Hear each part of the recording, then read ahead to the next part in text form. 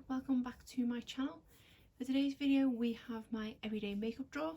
I will be going over the products that I tried during the month of February and then pulling over my picks to go forward for the month of March. I did change things up slightly last month where I took out selecting eyeshadow palettes to have with this everyday makeup drawer, and I instead decided to put all my eyeshadow palettes together and basically just use a different eyeshadow palette every single day, because what I used to do was just pull 3 or 4 into this everyday makeup drawer and just use them for the month and switch it up. But I found it was taking a long time to kind of go through my entire collection. So I've been really enjoying the way that I have been doing it, and I think I'm going to continue on with that. I think at the moment, because I didn't start this at the very beginning of February and I don't wear eyeshadows every single day, I'm about just over halfway through my selection of eyeshadow palettes.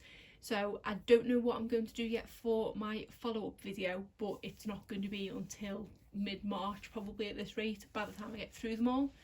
What I was thinking is maybe doing a sort of ranking video of possibly top 5, bottom 5 of my whole eyeshadow palette collection, and then I think I want to do another rotation of them all, and then I think I will do an eyeshadow palette declutter. I can't believe it's March already.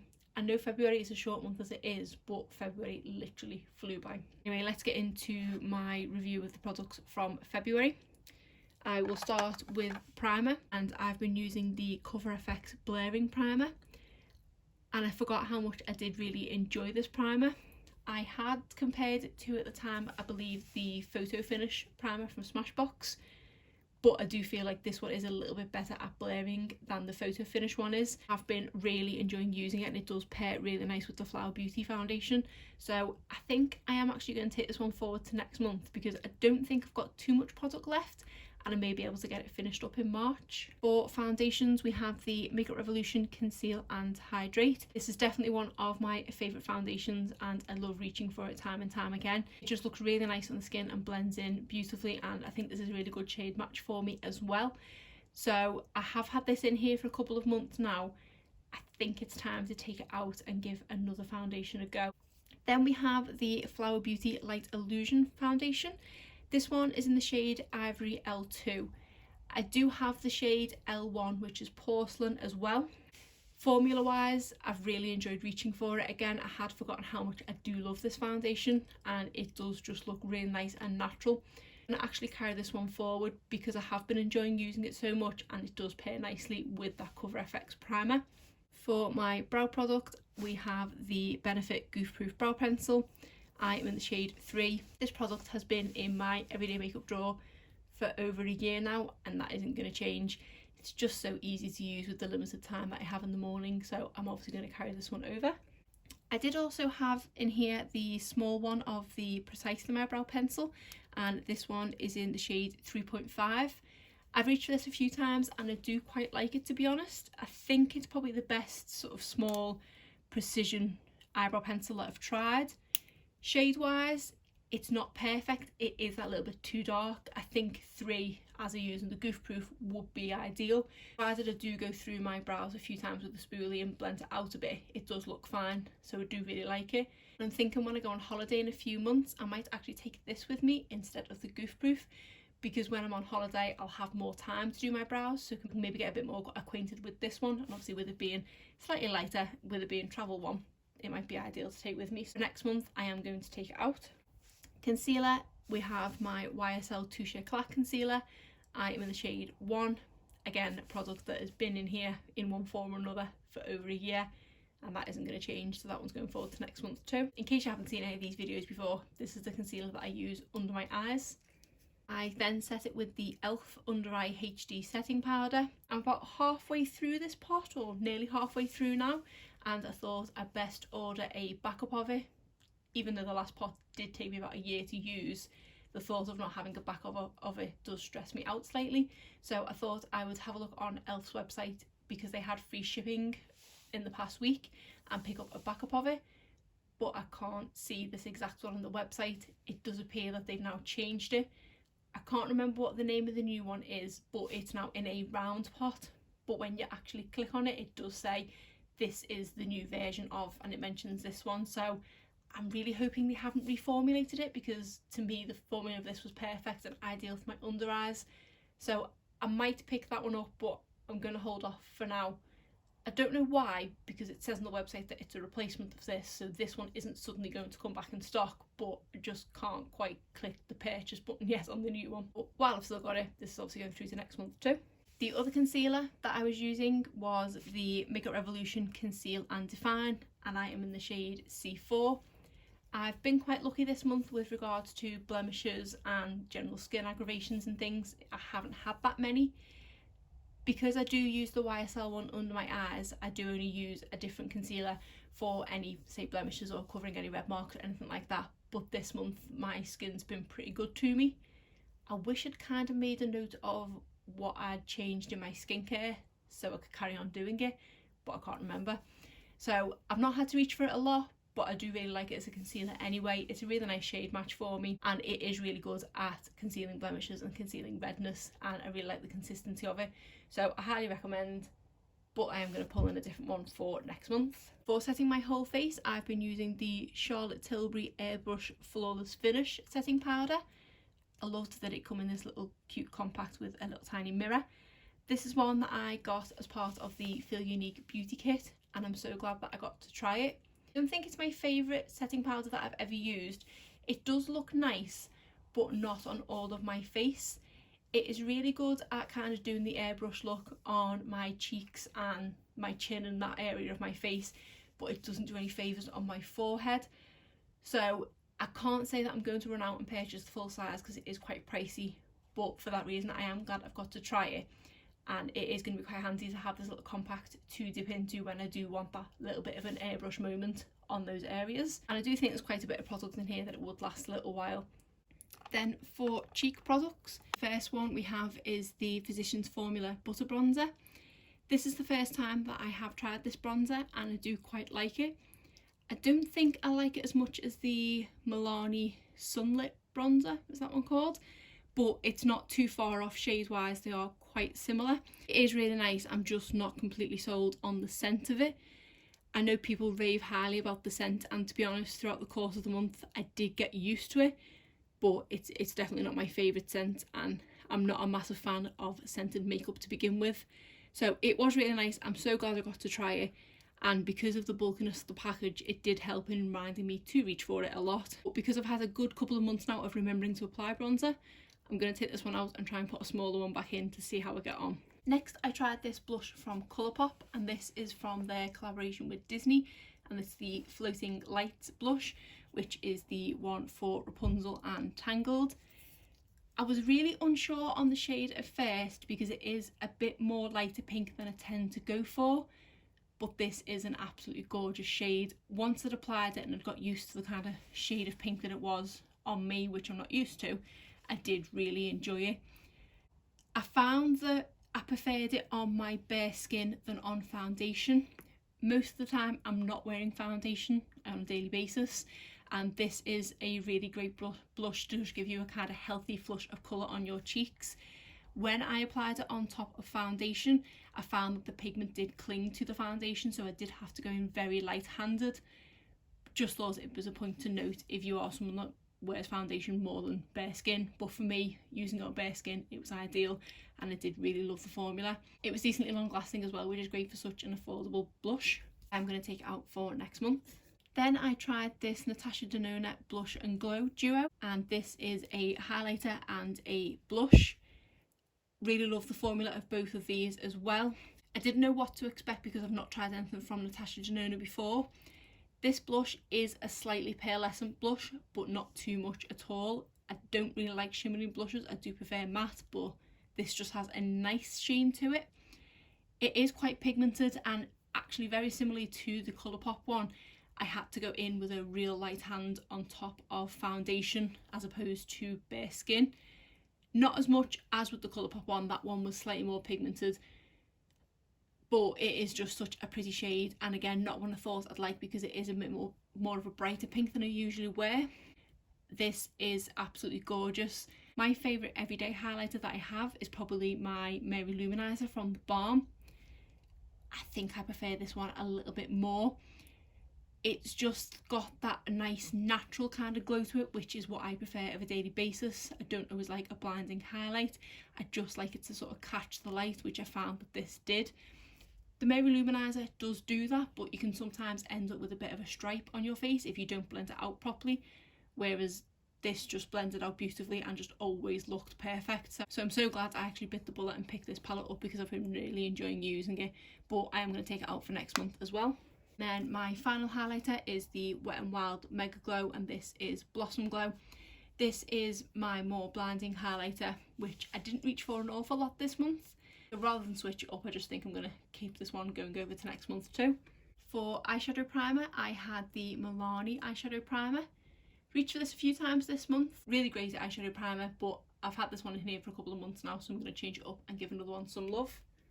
I then had in this Essence Metal Shock eyeshadow, and this one has kind of saved me a couple of times when I've applied an eyeshadow look in the morning and I've not been 100% happy with it and I've not had time to redo it. I've just stuck this all over my lid and walked out the door, and it has been great. So I think I'm going to put this one forward to next month as well, just in case I need it again to kind of save me from a bad eyeshadow look. For eyeliner, we have the Tarte Manita eyeliner. I put this in here on the basis that I haven't really been wearing eyeliner an awful lot, and I wondered whether putting my favourite in would make me wear it, and it did. I didn't wear it loads, but I wore it much more than I've probably worn it in the last 6 months. So I think I'm going to carry this one over as well, because it's just so easy to use. I say it's definitely one of my favourite eyeliners. For mascaras, I use the Essence Lash Princess False Lash Effect Waterproof. This is the waterproof version of the green one, which is one of my favourite mascaras, and I didn't like this one as much. I really struggled with kind of panda eyes with this one. Found that it was a lot harder to actually remove overnight because of it being waterproof, and it would end up making my eyes a little bit sore because I'd have to kind of scrub to remove it, but then there would still be my remains that I couldn't get rid of, and then the next morning I'd wake up with panda eyes no matter how much I tried to take it off the night before. So for me personally, I prefer just the standard green one to this one, but I'm glad to have tried it. I just didn't rate this as highly as the green one. As with every month, I will be taking out all the mascaras and all the lip products and switching them out. The next mascara I was using was the Maybelline Snap Mascara, and I do really love this mascara, but I think it's time to call it a day. I've had this one open for quite a while now, probably more than the 6-month mark, which I say is at the point where I should call it a day. Performance wise, it still works really well. Don't think because of its age that the formula's changed in any way at all, but I just really need to get rid of it and buy a new one because I do really love it. The wand is different from any other mascaras that I have, in that it starts at a point curved and also gets thicker as well at the end, so I do really enjoy using it, and it is so fast and easy to apply. I will definitely have to repurchase it, but for now this one just needs to go in the bin because it's well too old. Then I use the Givenchy Disturbia mascara again. This was a sample I got, I think, through Glamour Beauty Club, and it's an okay mascara. It's quite good at lengthening, it definitely blackens your lashes, it gives you a bit of curl, but it's not fantastic. It's not one I go out and repurchase it, but I'm happy to use it while I have it. I don't think I've quite had this open long enough yet that I need to get rid of it. I think I thought I'd had it open longer than it did, but I should get another month or so out of this perhaps. Then we had the Tarte Big Ego mascara. I think this is another one I need to call it a day with. It's not one that I've had open an excessive amount of time. It's definitely within the 6 months, if not even within the 3 months, but it's a bit of a pain to use. Because the bristles are so close to the handle, I feel like I have to get really close to my face to get to the bottom of my lashes, so it's a bit annoying to apply. Effect wise, it's nothing groundbreaking and not enough for me to want to persist in being annoyed applying it, and I think I've used it enough now that it probably hasn't got a lot of product left in. I'm just going to call it a day with this one. Again, another one I wouldn't purchase the full size of. And I forgot about another brow product. This is the Model Co Clear Brow Gel. I've used this a couple of times, but for me, brow gel is a step that I don't necessarily need. I don't feel like I sort of gain anything from it really. I'm not that bothered about my hairs on my brows being in place all day, so I did reach for it a couple of times and It was probably one of the nicest brow gels that I've tried. Quite a few of the ones I've tried in the past have left my brows a little bit crispy feeling, but this didn't. But it's remembering to apply it. A lot of the time I apply my makeup is in a rush of a morning, so it's nice, but I don't really need it in my collection. I'll still keep it and use it, but I wouldn't have purchased it in the first place. For eyeliner, we have this Colourpop Cream Gel Liner in the shade Mr. Bing. This is one that I did purchase predominantly for the name because I am a huge Friends fan. Side note, is anyone else really excited about the Friends reunion? I don't know what it is, all I've seen that it's unscripted, but I'm there. Huge Friends fan. Anyway, this is a slightly warmer brown than a couple of the other browns that they have on offer that I nearly did purchase, and I think for me it is a little bit too warm. When I apply it to my waterline, it doesn't look the best. It kind of makes me look like my eyes are a bit red, which is weird because it's a brown, but it's just it's what it makes me think of when I've rubbed my eyes too much and they go a bit red. I also don't find it's the easiest to apply in my waterline. I find that I do have to go over quite a few times to get the product to come out. I've tried rubbing it on the back of my hands a few times to get the sort of ink flowing in it. Well, not ink, but whatever it is. But I just don't find it the easiest to use. And as of late, putting liner in my waterline has irritated my eyes more than anything. So it's a step that I'm starting to sort of talk myself out of. But again, it's a product that I'm glad I've got to have tried because I had heard good things about them, but I just don't think these gel liners are for me. Now on to lip products. First one we have is this Tarte Colour Splash lipstick, and this is in the shade Rum Punch. I absolutely love the formula of these lipsticks. I just think this shade might be a little bit too light for me. I found that I was a little bit self-conscious when wearing it because it is quite pale. Maybe in the summer I might feel like I can pull it off a little bit more, but definitely not in the winter. Formula wise, I do really love these lipsticks, and I actually managed to finish one up completely last year. It was in my project pan, so I would recommend the formula, but this shade's just not for me. Then I had this Colourpop Lippy Pencil in here, and this one is in the shade Another Round. I've said in the past that I am not a lip pencil kind of person. I'm too lazy really to apply a lip pencil, but I definitely give this a good go this month. Because I am such a huge wearer of kind of liquid lipsticks and quite opaque lipsticks, I don't feel like I really need lip liner. If I was someone who wore gloss a lot, then I would say I would wear it more. And actually this month I did pull in a gloss a couple of times so I could fully give this a go. I did like the effect that it gave, but I found lining my lips with this and then filling them in, it did leave my lips feeling really dry even after applying the gloss. So I don't think these are for me. Then we have this liquid lipstick from Ofra Cosmetics. This is in the shade Charmed, and this was my first time trying this formula and I did really enjoy it. It is a slightly drying formula, but I've tried so much worse, and it is, for a drying formula, still quite comfortable, if that makes sense. Shade wise, this is an absolutely gorgeous shade, especially for this time of year, and it would be gorgeous in autumn as well because it is a really rich, warm, pinky red, I think. I'm so bad at describing things. I think of it as a pinky red, but yeah, I would recommend these, and I would potentially pick up another couple of shades if I can ever eventually decide which shades to pick up, but I'm glad I've got to have tried this. Then we have this one from Nip and Fab, and this is in the shade Toffee. You have another one of these in a slightly darker shade, which, having put this one on, I think I do prefer the slightly darker shade. I'm not a massive fan of pale nude lipsticks. I do like a bit of more warmth in the colour. Formula wise, I do really like the formula, and it does actually remind me of the Maybelline Superstay Matte Inks in that it stays a little bit tacky throughout most of the day. I know a lot of people don't tend to like that in their lipsticks, but I don't mind it, and I feel like it is quite comfortable throughout the course of the day, apart from that sort of stickiness, but it doesn't bother me, and I do really like the formula, just the shade's not quite right for me with this one. Then we have this Colourpop Luxe lipstick, and this is in the shade Belle. This is an absolutely gorgeous shade, more kind of the warm pinky tones that I tend to like. The formula of this is, in my opinion, slightly more drying than the other Luxe lipsticks. They're non-Disney branded ones, but it's still really comfortable. It still does last a decent amount of time for a bullet lipstick, but I do definitely prefer the kind of original line of Luxe lipsticks. Then we have one of their newer formulas, and this is one of their Luxe liquid lipsticks. This one is in the shade Beast. I do also have the shade Flynn, which I appear to have left in my handbag because I've been absolutely loving these and I've been wanting to constantly wear them. These are to me quite unique and not like any liquid lipstick that I've tried before, but these to me are quite versatile. Obviously with having neutral shades, I don't know if it's going to be the case with the more sort of darky or vampy shades, but for these I can just kind of go one swipe over my lips and I've got a my lips but better kind of look.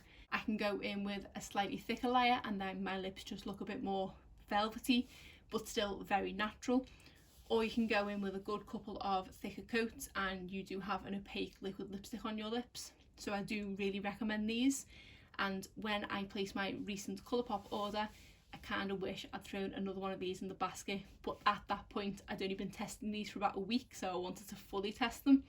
But yeah, I do really recommend these. I know they now have a full line of them, not just the Disney ones. I don't know if they're going to be the exact same formula, as with me thinking the Luxe lipsticks and the Luxe Disney lipsticks are different.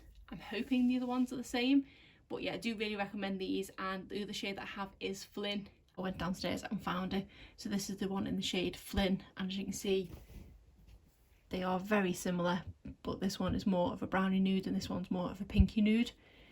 I did take my phone with me, so I'm hoping I have the setup and everything the same, but if not, that's why, because I went downstairs to get this. But as I say, absolutely love this formula and now I kind of want more of them.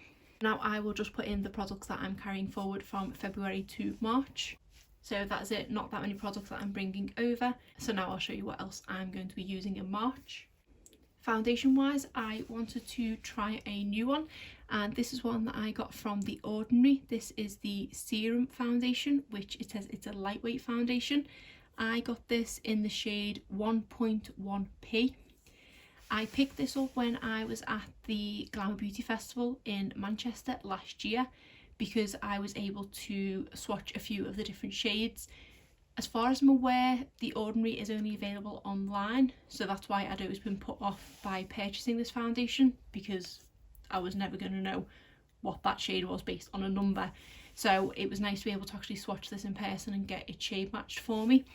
I do like that it is nice simple packaging, as everything is with The Ordinary, and it's got a pump on it. I'm intrigued to give this one a go, and it will be for days when I just want a little bit of light coverage, so yeah, excited to try that one. Setting powder, I wanted to bring back in the mini of the Laura Mercier setting powder that I have. This is just the standard translucent one, and I haven't reached for this in a while, but I've tried a few others now since trying this one, so I want to sort of remind myself of what I thought about this one now that I've got a few more to compare it to. For bronzer, I'm going to bring in the Tarte Park Avenue Princess bronzer. I haven't had this in here for a while, but it is a really nice tone of bronzer, and it's smaller packaging again, which the last couple of months I've had more bulky packaging to remind me to use it, but I say fingers crossed, I've kind of got it down now, my routine including bronzer, so I will reach for it a bit more. Highlighter, I'm going to bring in the e.l.f. highlighter, and this is the shimmer highlighter powder in Starlight Glow. Again, haven't reached for this one in a while. It's a really nice gold highlighter, but it's just a really nice natural looking one. It's a bit more glittery than I tend to like, so it's not a product I absolutely love, but I just feel like I need to use it a few more times to decide whether I just need to eventually get rid of it, especially now because I do have that new one from Natasha Denona that I love so much. Is this one going to collect dust even more? For blush, I wanted to bring back in the Balm Frat Boy blush. I haven't had this in here for a couple of months, and this is definitely one of my favourite blushes. Love the formula of this, really long lasting and a gorgeous shade. For my more everyday blush, I wanted to bring in the other one from the Disney collection. This is the Enchanted Mirror one, which is obviously the one from Beauty and the Beast. And this one is more of a very natural looking, barely pink blush, so I'm intrigued to how this one applies, because it to me doesn't look like it has much kind of colour to it, and maybe it might just warm my cheeks up, so excited to try that. For concealer, I'm going to bring in the Colourpop No Filter Concealer. This one is in my project pan for this year, and because it was sitting upright for so long, I did actually go so far as to mark on it where I was up to, because it had pretty much all moved down, which I didn't do when I filmed the video. I am in the shade Light 16. I really like this concealer as much as I like the Makeup Revolution one, so I'm happy to go from that one to this one. For eye primer, I want to use the Priming Is Everything from the Balm again. Haven't used this one for a little while, but I do remember quite liking it. It'll actually be quite nice once I get to the point of going back to the beginning of my eyeshadow palettes, testing ones that I've already used in the past month with a different primer. Then I wanted to bring in this Colourpop Jelly Shadow. I know I've got the one from Essence there, but I thought this one might be another one that could kind of be used if I'm not happy with an eyeshadow look. This one is in the shade Sweet Dreams and is kind of more for sort of nighttime type looks, not your sort of everyday shade. But I quite like the formula of this, and it is fun to sort of play with because it is jelly formula and it is a bit different, so I thought I'd stick this one in. For my eyebrow pencil to go along with the Goof Proof, I thought I'd bring back in this Total Temptation eyebrow pencil from Maybelline. I don't know if I like this one or not. I think it was a little bit too dark for me because this is, I believe, yeah, medium brown, but I think it's a lot darker than the one I currently use. So I just want to use this one a bit longer and make a decision one way or another whether to keep it or not. Then for mascaras, I want to bring in the Primark Wonderlash. Now that I have a backup of this purchase, I don't mind using it that little bit more. I was kind of rationing myself previously because I didn't have a backup, so I wanted to use this one again because I do love it so much. Then we have this Volume Stylist one from Essence. I think this has been opened and it's been open for a couple of months now, so I just want to use this one a bit more before I have to get rid of it. And then we have the Tarte Bad Girl Bang.